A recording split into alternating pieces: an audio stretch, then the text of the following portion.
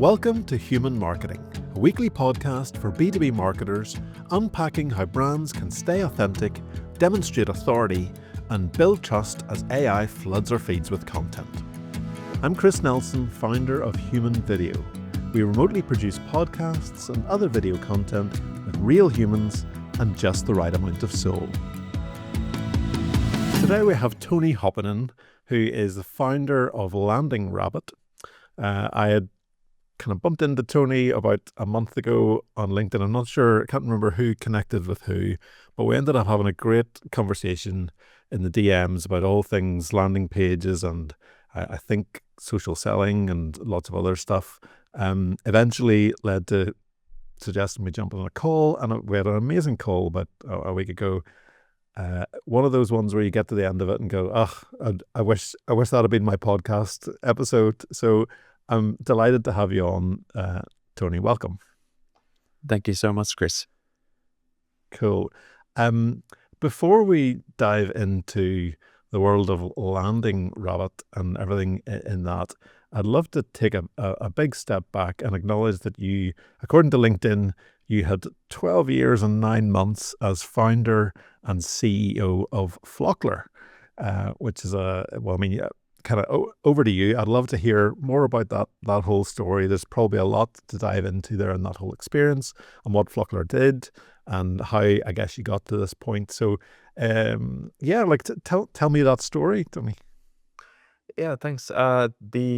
I'll just start with a short intro of what Flockler is, because I'm sure that not many people are aware of the platform. It's relatively niche player in a certain market. And so Flockler helps brands, mostly consumer facing, like education, travel, e-commerce, to gather feedback and reviews from their customers, and mostly through Instagram, Twitter, even YouTube, Snapchat, different social media channels. The original idea that we had when we started building the product was that we helped TV channels, TV shows, local news media, those type of organizations to gather content from their readers. Back then, when we started, that was like 2010-ish. There was a lot of talk about the newspapers and the media going down because of the digital. So moving from traditional channels, even TV, challenged by internet, and where are we going to watch it in the future? Maybe some of those fears were, not that true in the end. I mean, people always think that changes are faster than they are, but that helped us build a product that the idea was to build a relationship with the audience, like get the audience participating through digital channels, and then that could support the media business, kind of help them build somewhat similar relationship as they have through the traditional channels, like, for example, a print newspaper locally is more than just text. It's like a community tool in one way or another. And that was the original idea. And then over time, Instagram started growing really fast. And I had already some brands using our service for Twitter campaigns. So Twitter used as some sort of a engagement tool where brands were asking that, do you want to win a trip to Bahamas, share your image with a hashtag and you get a chance to win. Those were the first ones. But then when Instagram started growing, then more and more brands realized that we really need to engage our users. And it seems that people are already sharing content, mentioning us through hashtag. We need to be kind of part of that conversation, and that was the sort of the origin of the platform, Flockler, that helped brands to gather it. And it was 13 years running it from very sort of like bootstrap style.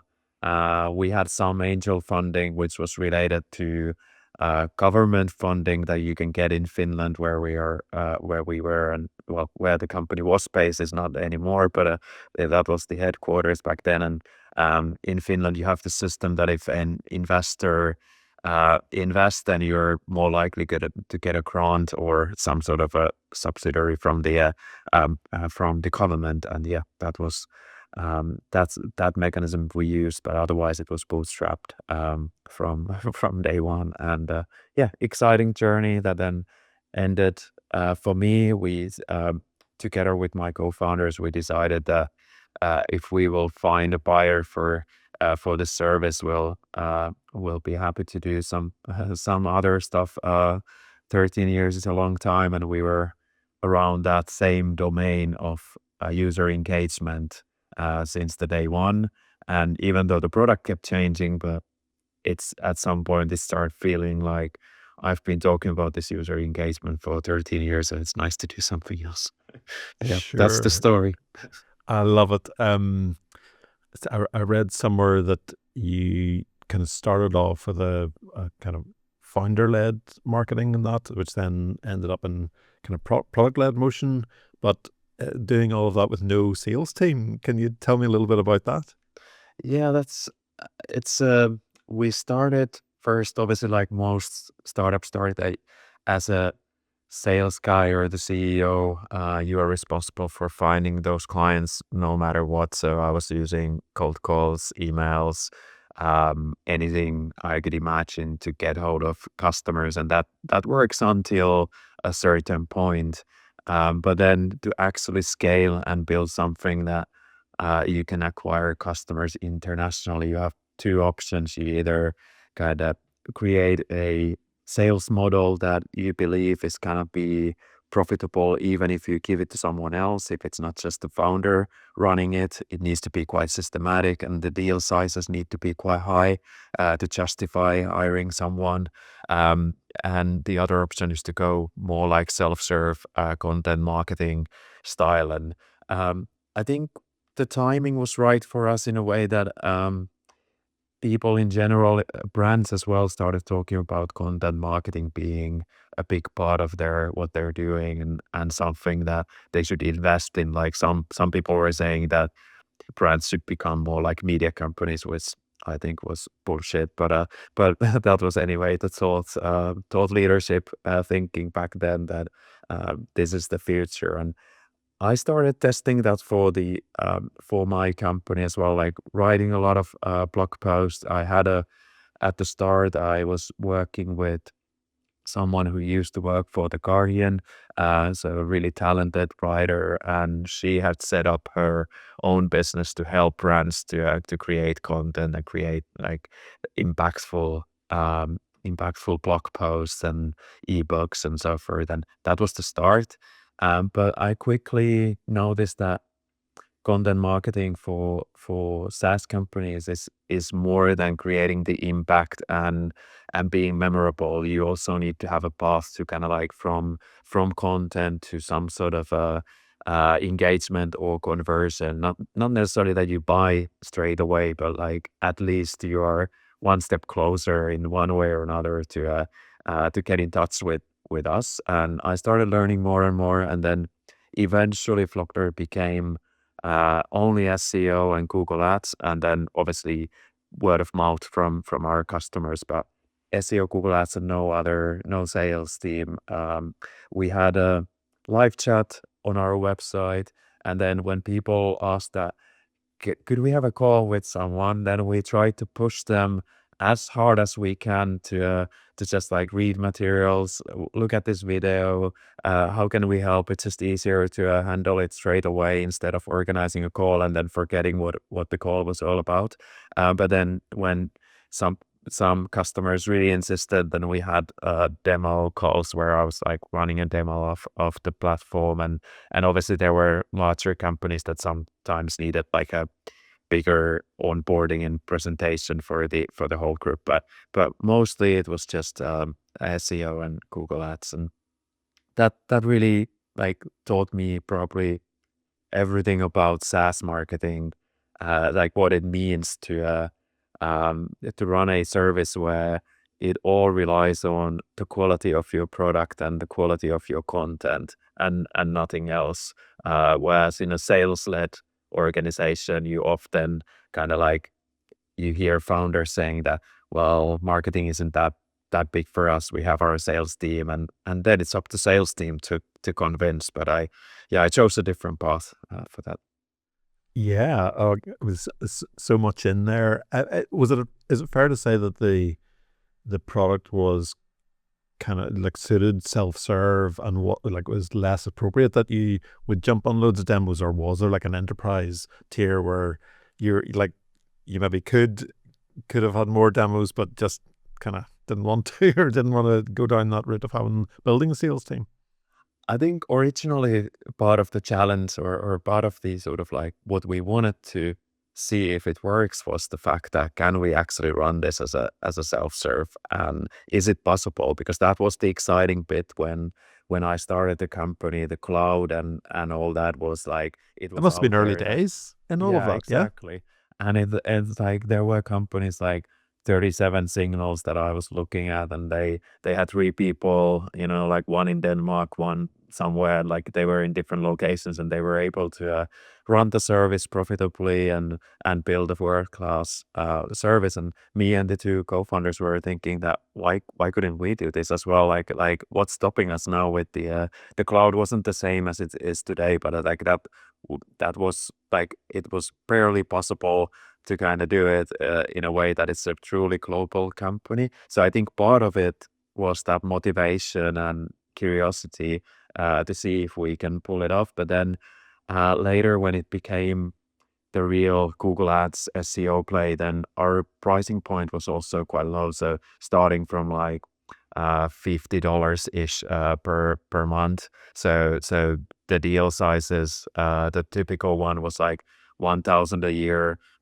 People tend to stay with us quite a long time, so it meant that the average value was like 3-4 thousand per client. So you can do sales work, but it can't be the full blown where you spend months and months getting one customer. It would have needed to be very efficient. And that's what I meant when I said earlier that um, sometimes you kind of like you need to find a repeatable sales model, and it's quite hard to do that as a founder to kind of like replicate yourself when you hire someone and give them enough tools so that they can be successful at what they do. It's like founders often overestimate. They think that maybe they say that I'm not that good at sales. So if I'll hire someone who's like really professional, then they must do much better than I've done. But they kind of they underestimate the fact that you really need to have a process to use those sales skills. And if the sales so far has more been like founder convincing, appealing to emotions, telling the founder story, a bit of tears, like this like that just makes a difference. Yeah.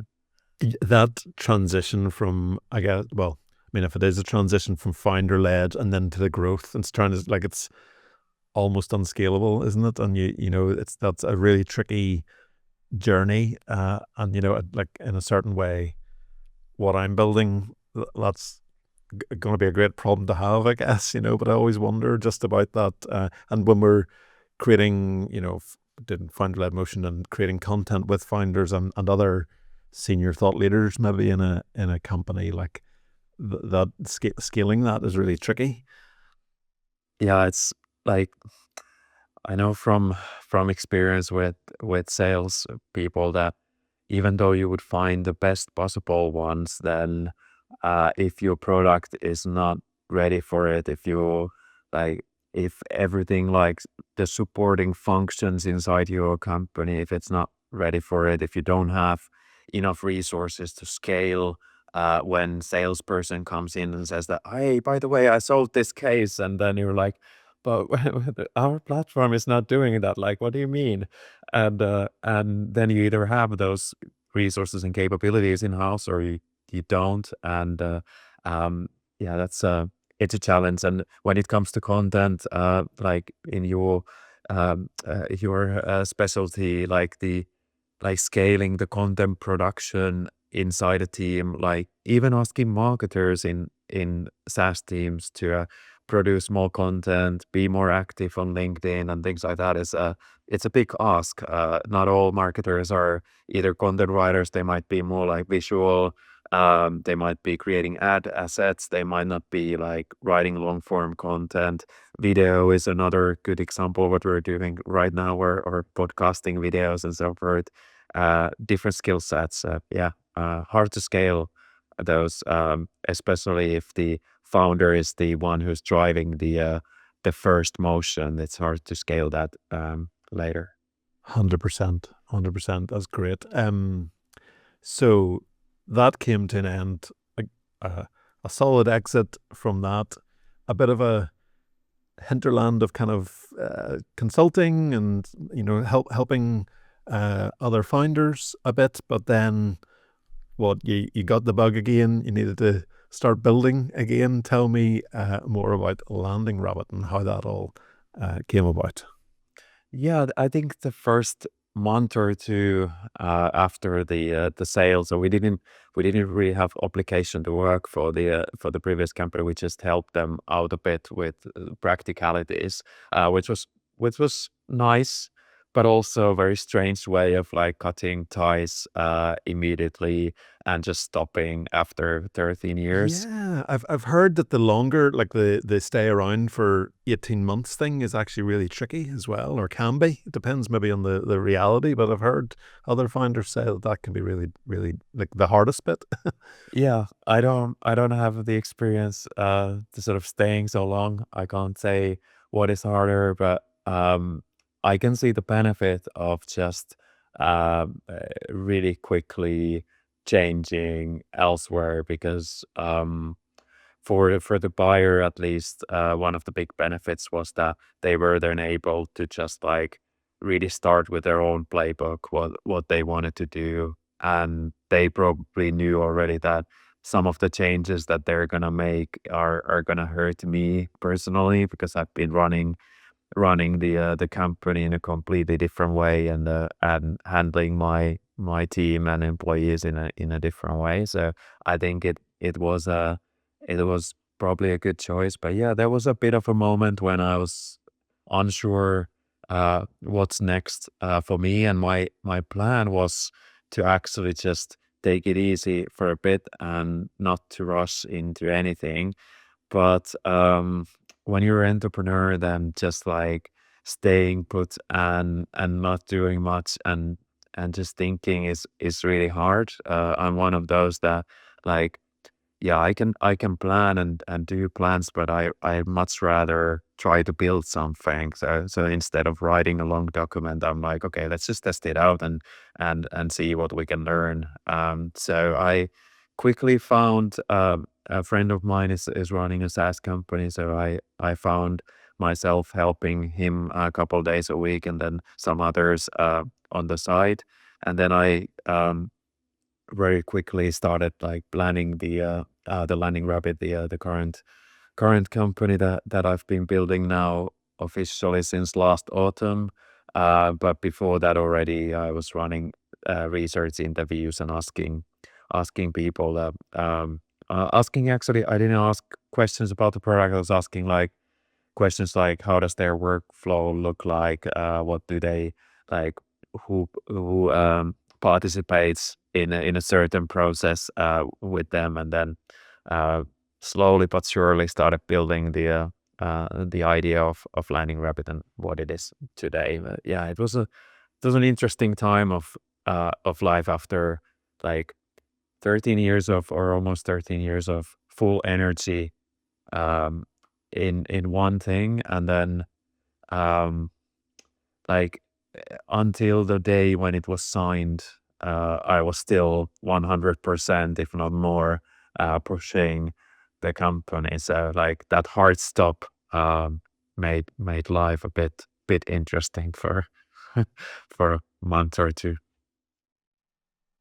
Tell me about that. Like, how did that feel? What were those few months like, if you don't mind me diving into that a little bit?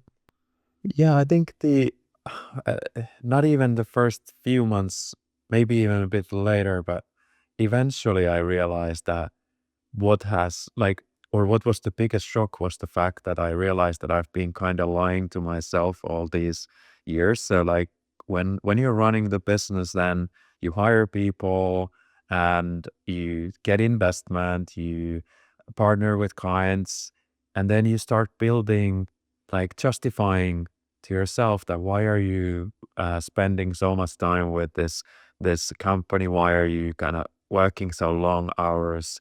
And you justify that by saying to yourself that, oh yeah, I've got these employees, I need to pay the salaries, I've got the investors that I need to kind of pay back someday. I've got all these responsibilities, deadlines, and so forth. And that's how you justify the long hours.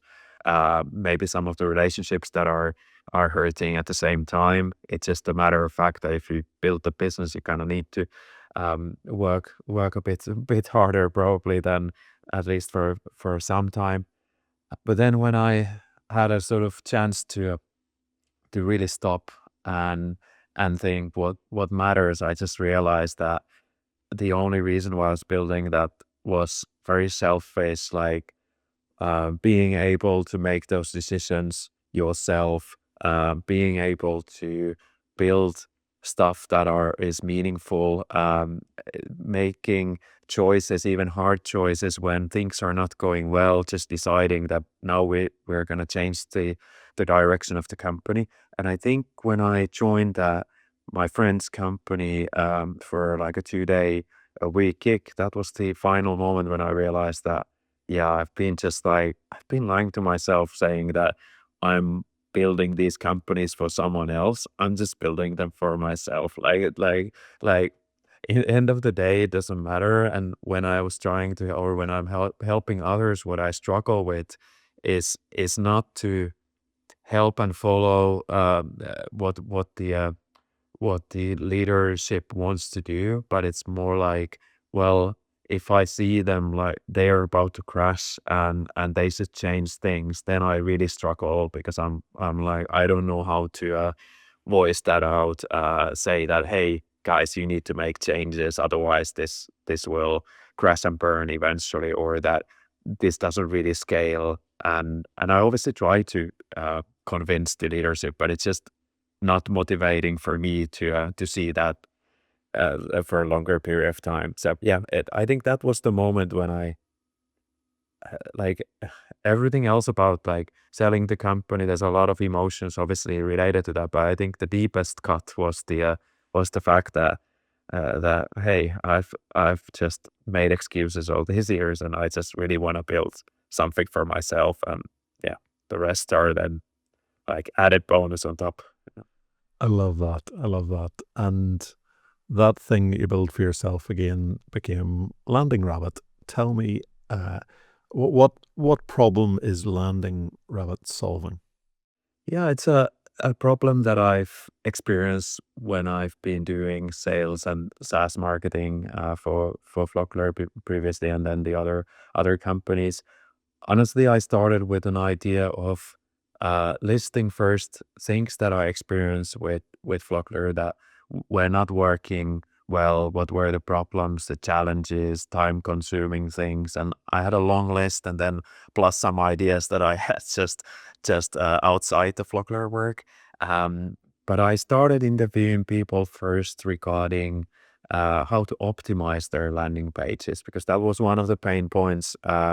At Landing Rabbit that at Flockler that um, the when I created Google Ads campaigns and I had landing pages, I was barely getting things done. Some new landing pages, tedious work to get them done, but testing new versions was basically impossible. I just didn't have time. So the new version for me, if the campaign was not working, the new version was let's build another landing page because I didn't really have any tools to make that testing faster. So I started interviewing people that, hey, how do you guys test? So could you tell me about your like how do you optimize those landing pages that you have? Like how do you make them better?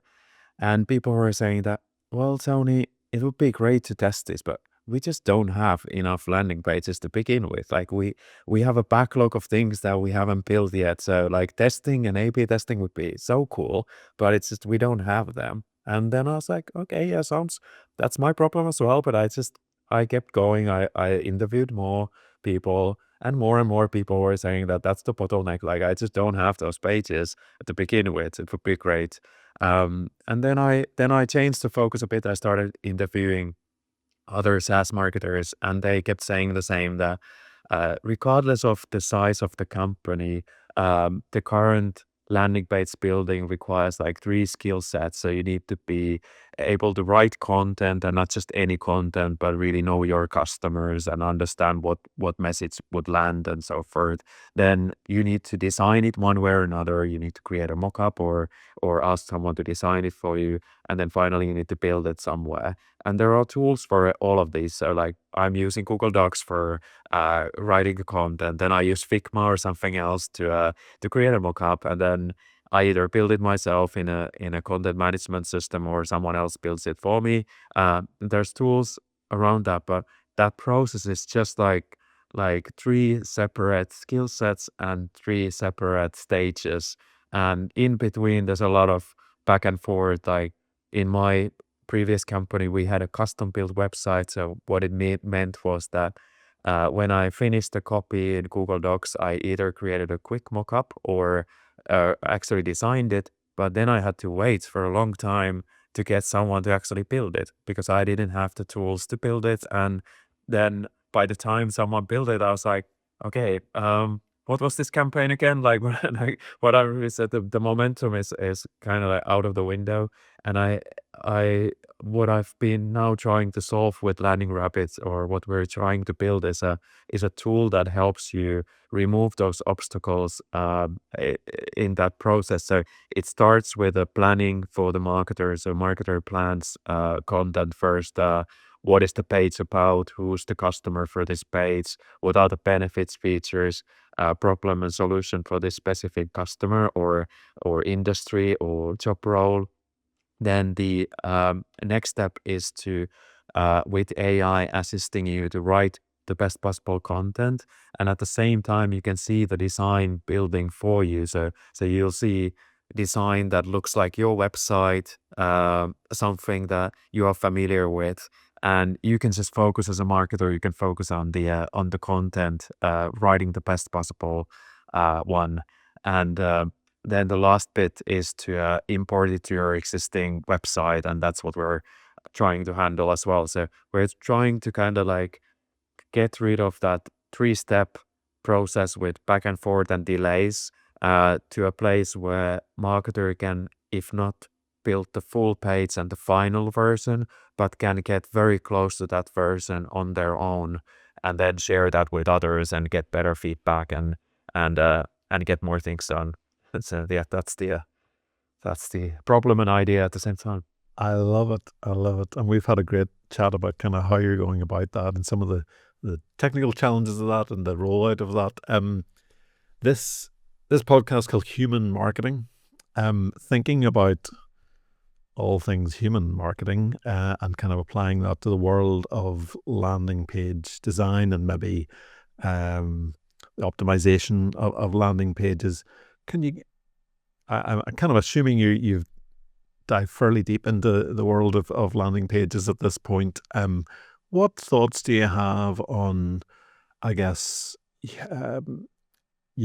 humanizing landing pages, or thinking about the human element in marketing of the design and the optimization of landing pages? Yeah, there's two parts to it. Like one is the planning side of things, and then the other bit is like social proof on the page, and like make it feel that there are first of all, like you are more than just a company. That's a great asset for you. You can show on the page that this is actually built by Tony and his friends, and not just a robot somewhere. I mean, right now AI can basically build those services. So maybe this quote will be something that is outdated very soon. But at least for now, it's an asset that people are actually building the services and showing their human side, but also that your customers are part of it, like videos, customer testimonials, short clips. I'm a big fan of like adding, or I'd love to add to my page as well, like a very short clips of someone, like a customer really telling, not a fake testimonial, not a pre-written thing, something that they actually said. That would be awesome. And then the other bit is the planning, like starting from the fact that who is this for and who is this customer. One of the things that we are exploring with our customers is that first of all, the page is planned for a certain customer persona. So that's part of the planning process already, that you kind of describe that what is what's the exact problem for this specific customer group of segment or so. That's part of the planning. But then also like using, for example, your calls transcripts and any other customer research material that would include those sound bites, what people are saying, what they're actually saying in calls, and how they talk about you and the products and the services that you provide. So I think the human element is like from two ways. Like it's as a marketer, we should try to think about it, like think about our services, how the customer actually experiences them, how they talk about us, how they would describe us, which is incredibly hard when you're building your own thing and you're so focused on all the features and all the things that don't really matter to customers that much, but they matter to you. But when you build a landing page, you really need to kind of take a look back and start looking at it from other person's point of view. So that's the human element one, and then the human element number two is showing who you are and who your customers are. Incredibly powerful part of the landing page. I love all of that. There's quite a bit to unpack there for me because, yeah, my company, Human Video, obviously one of the things we do is creating customer testimonials. Thanks for that plug. But like so yeah, you can do that really badly. The really bad version of that is a frustrated marketer, can't convince any of the customers or doesn't have time to, spend to capture videos maybe with their customers, and the easy way out is just to kind of write a few lines of what they think they might say, send it in an email and say, yeah, happy enough for me to post this on our website. There's no effort on your side, just give me the green light and I'll put your name to it. And that's, to me, that is the worst possible type of social proof. It's not social proof at all. It's just kind of, it's really disingenuous. It's kind of lying that they even they even said that. The complete opposite of that is a really authentic conversation on video with your customers, and you can dive into all sorts of great stuff. You can talk about the problems that were solved. You can talk about the people they encountered in your company, like what was the support like, what were the customer success people like, how is that ongoing relationship been, what big problems have they solved when it goes wrong, how did you react as a supplier.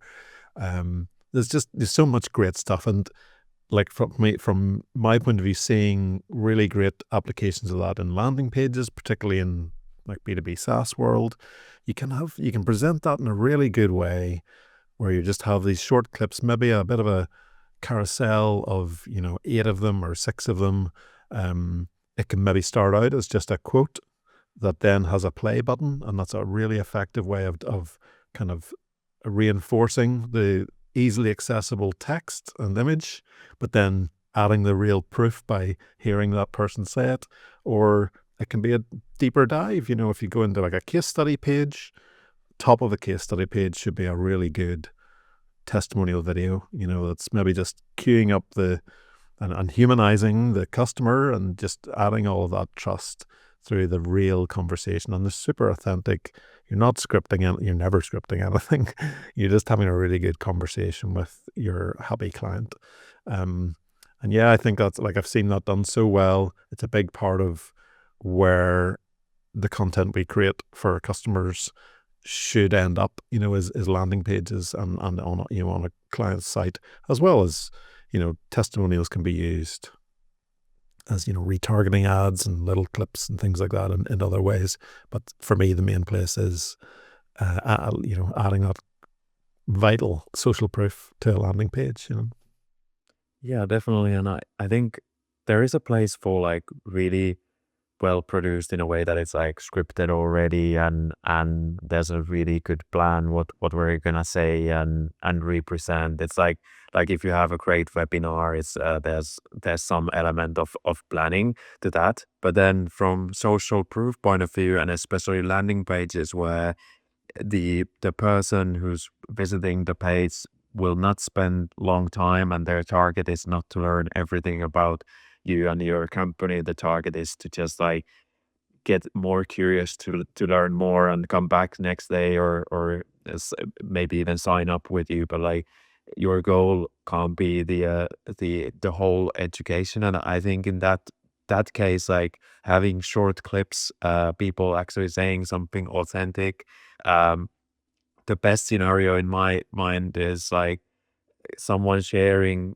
transformation, like saying something that I really struggled with this one, but whatever the reason is why your software is the better option, then they reveal that, but in their own words, not in a way that is scripted, like yeah, now this platform is able to orchestrate my revenues better or something, Oh something like man, that, which you can see in those scripted marketing speak. yeah, exactly. So Yeah, and you see it all the time, and it's like it's a completely different thing when you sit down and have that really authentic conversation, and like it is generally what I do every every day.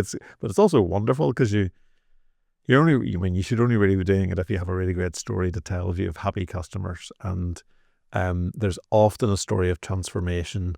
There's often the story of like their previous supplier not being great, and that is quite often a story of poor service or inattentive support.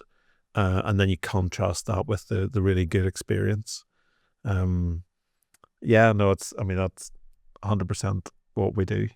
And there's another element to it as well, of people often come to us saying like, it's just too difficult. It's too much to do. It's too many moving parts. It's a big ask.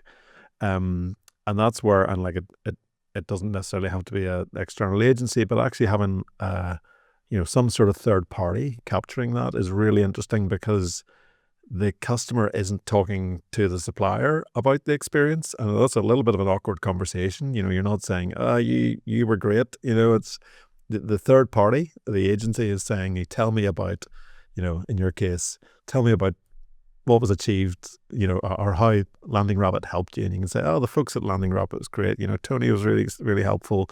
It's there's a difference there, just a slightly different angle that's really interesting, and it changes the context of the content that you get. And that's only relevant to, you know, a bigger product, probably a bigger SaaS, or a bigger service.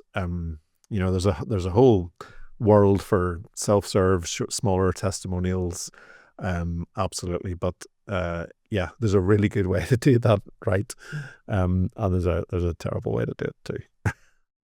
yeah, that's true. And also like when you're doing it one off, just like like when I've been doing it with my team in a way that we reach out to certain clients, and it's something that we do just once, and then we don't really get good at it. We just like try to survive and try to get that task done, and then we do it maybe after a few years again when we feel like we really need some more, or the product has evolved from these ones. But you really never get good at it in a same way as someone who's like spending time with different clients. Also, people that I discuss with, I jump in a call with a client that likes our product and is excited about the product. They're not gonna tell me the truth. That's the honest sort of part of it. Is they are gonna say like really politely and nicely that, hey, maybe you could do this. And as like in my role, I sometimes need to push them a bit towards like a corner, saying that, hey, like why isn't this part of your, like, why aren't you using this daily or something like just push them to say something that is a bit more, so something to improve or something negative, in the experience, because yeah, otherwise people just like they keep listing the best things and then maybe some really relevant features, but they might tell the truth, when they're discussing with a third party, might come easier. I That think is that's true. That is exactly what happens. And I get that all the time. They might say, I don't know, talk about an onboarding experience, something like that. And there's been times where they're going, do you know what?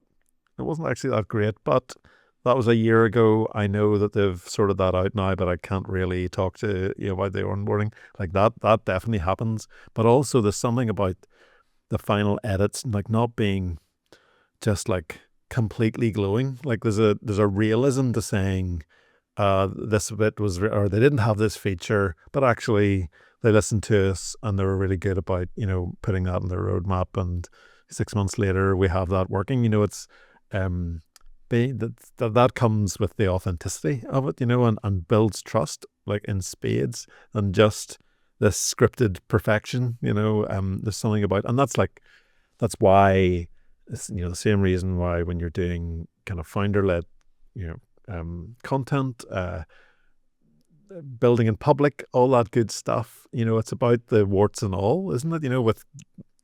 Within reason. There's a real trust is built by being honest and putting everything out there, the good and the not so good.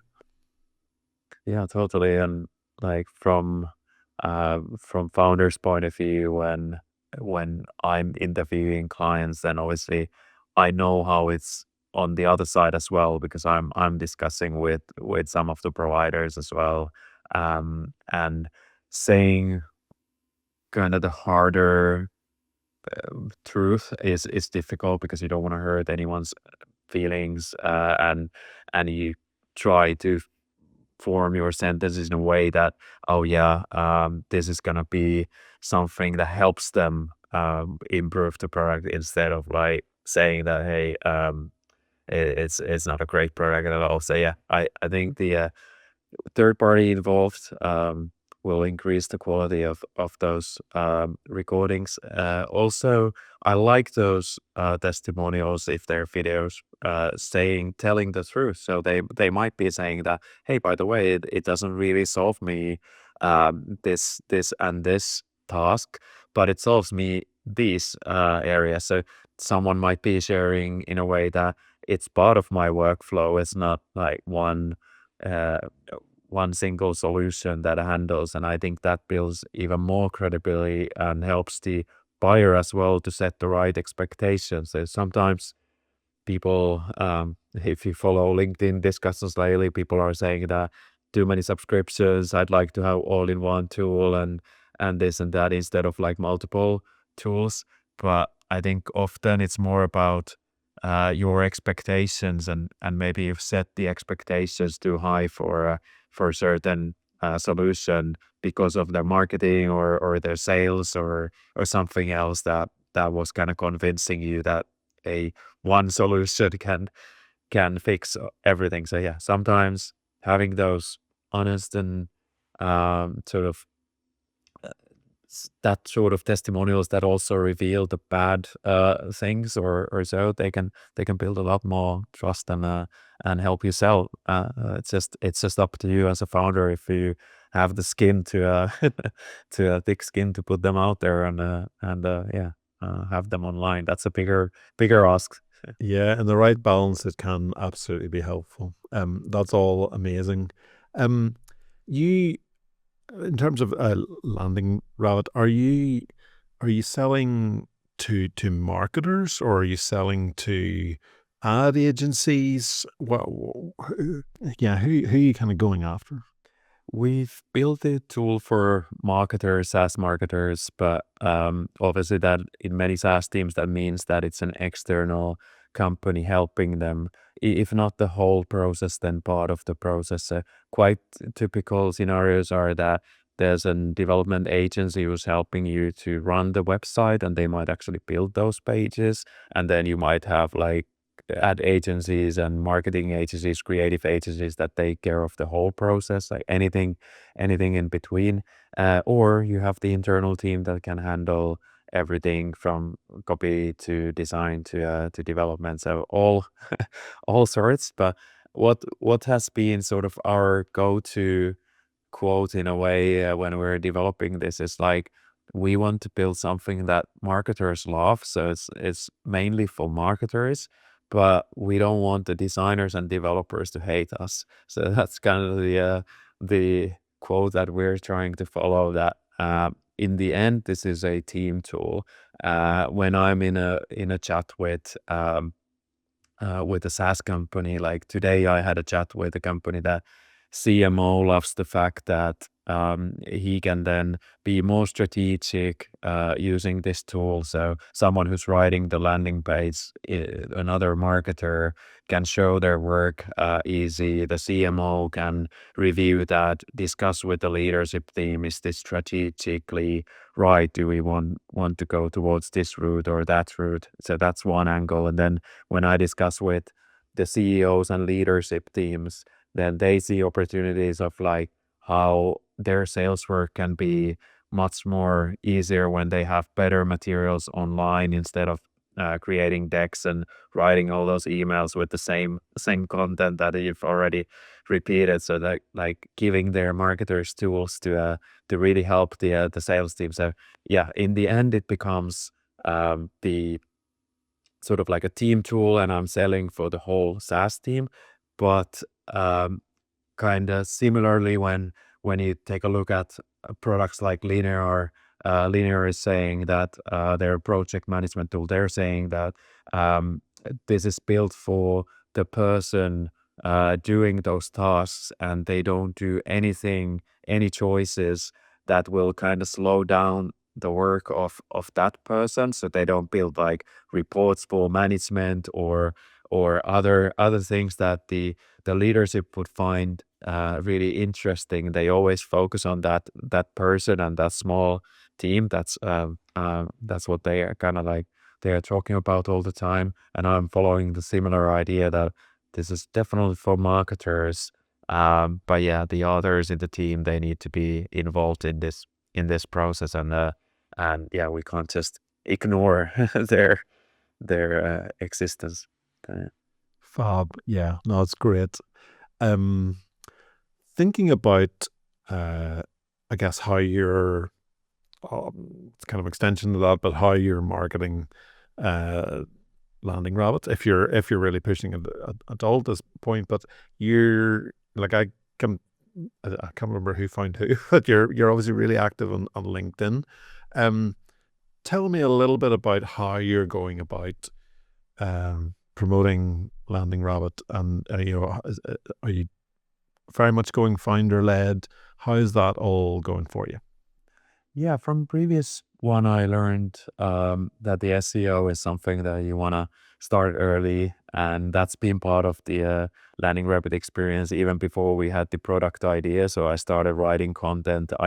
I had roughly an idea that it's gonna be something regarding landing page optimization, creation, marketing, SaaS marketing. So I started writing some content, set up the domain.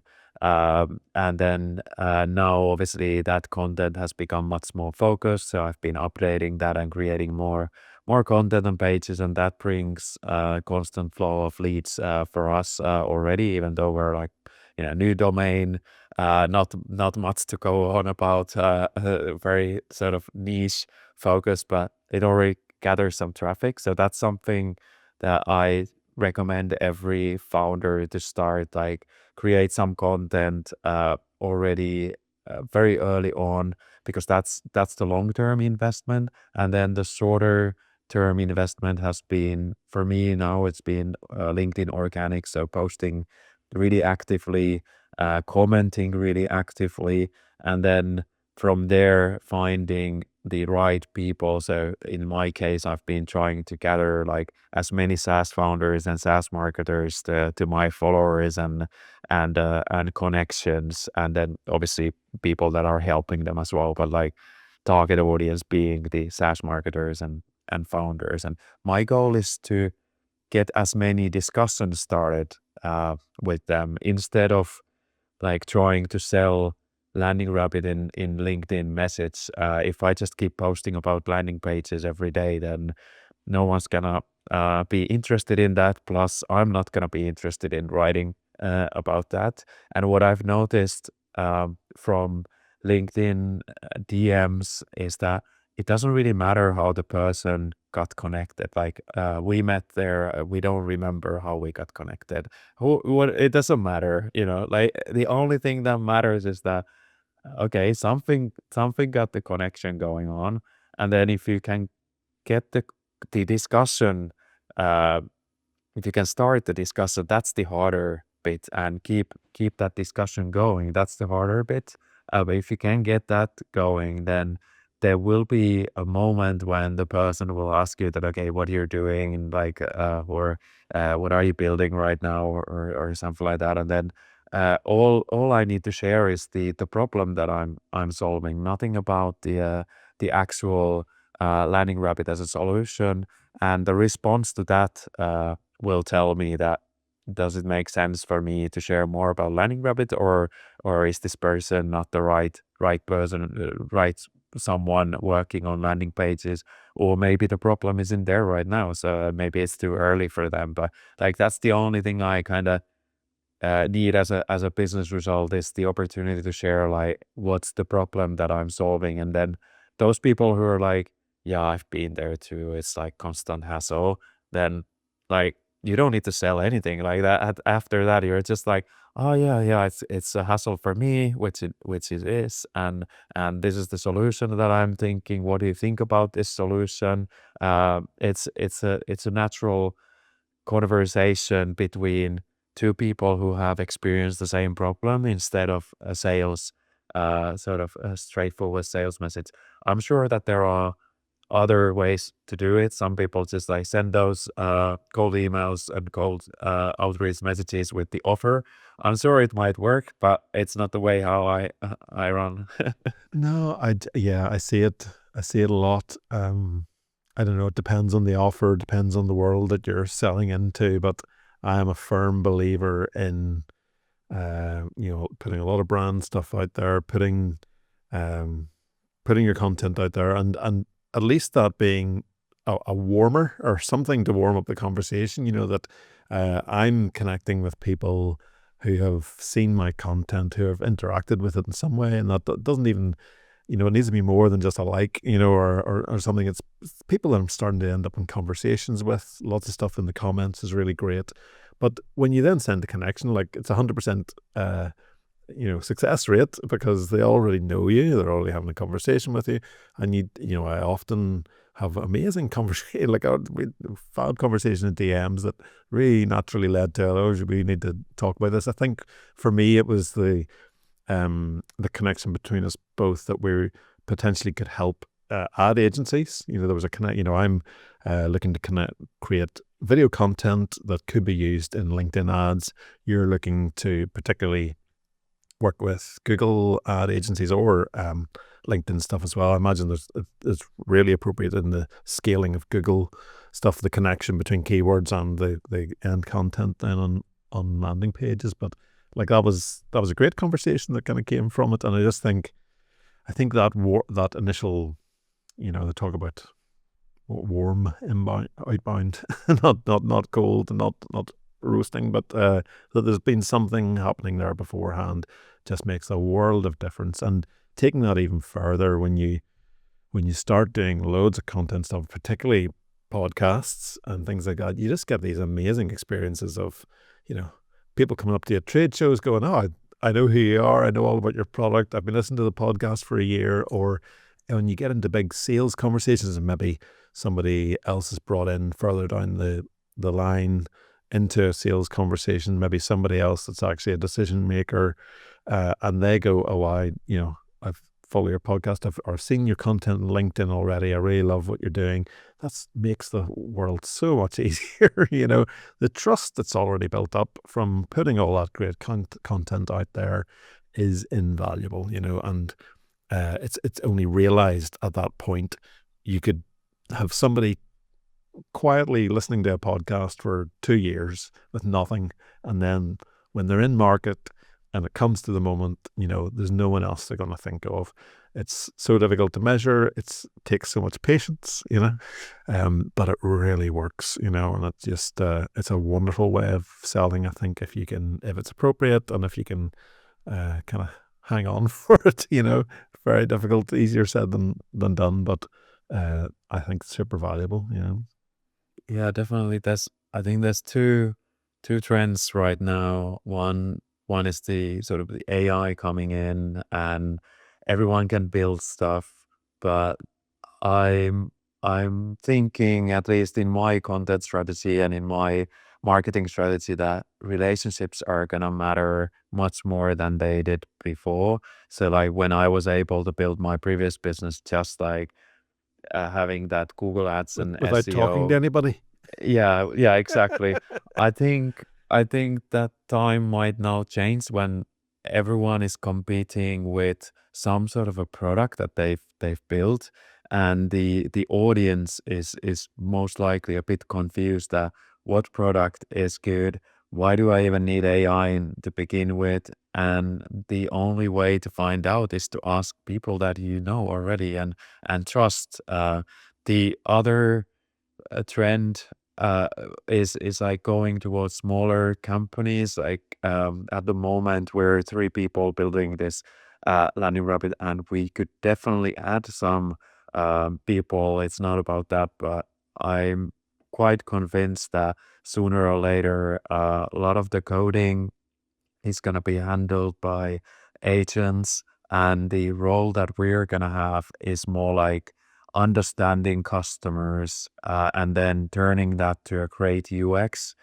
instead of actually building something based on specs and then building or writing or whatever we do today. I think that's gonna change how the businesses are built and how valuable those connections really can be. And like you said, it requires patience, and the bigger organizations at the moment don't necessarily have that. The salesperson, the marketing team, they are after the results straight away, and they rather burn an opportunity by pushing that person, that lead, until like the decision right now to hit that quota of like, okay, I've got this quarterly quota and I need to hit that so that I can either stay in this company or get a better job somewhere else or get promoted or so. And I think the smaller companies born now using AI has this advantage that maybe we can be smaller, maybe we can kind of build this on top of the profiles, even if like I'm thinking if you're like a influencer, like a real influencer, you would have a great opportunity to build a very small business in terms of how many people work there, but then use all those connections to create something that people trust and buy from you and think about you as the first option, like you said. What an awesome human note to wrap up on, Tony. I love that. That was really cool. Yeah. Thank you so much for this. I really, really enjoyed the chat again. How can people find out more about you and connect with you? And crucially, how can they find out more about Landing Rabbit? Yeah, LinkedIn is the best way to connect with me and find me. My surname is so difficult that people need to read it from the notes, or I or did have a or they couple of can goes do at it at the start of this podcast, didn't I? yeah, so maybe it's easier if you type landing rapid in the search box in LinkedIn, and then you will find Tony there as well. I'll connect to you in the show notes of this for anyone listening, certainly. Yeah, so LinkedIn and then landingrabbit.com is the way to find more about us. Yeah, we've got if you're a SaaS marketer or someone thinking about landing pages, there's loads of content from elsewhere as well. So we've gathered, for example, roughly 150 landing pages that we really like, and then in like one difference compared to other landing page collections is that we've actually reviewed like one section of the landing page. So for example, taking a look at benefits section or hero section and then reviewed why it's good and what makes it really powerful. So instead of like taking a look at the whole page, which can sometimes be like one part is good, one is not that good, I decided to choose like more like just individual elements. So it can be really helpful if you're writing your content and not sure what makes a great element, any element basically in a landing page. There's loads of materials regarding that. I love that. That was really great. Thank you so much. We got all the way through that without even mentioning ice hockey. That's true. Your next appearance can be all about our shared love of ice hockey. Yeah, that needs a different channel, I think. But there's a human element to ice hockey as well. So. Sure. Well, I'm definitely gonna try and shoehorn it into some content that I create. Definitely. Toni, awesome. Thank you so much. Really appreciate your time. Thank you so much for the invite, and it was great chatting you again.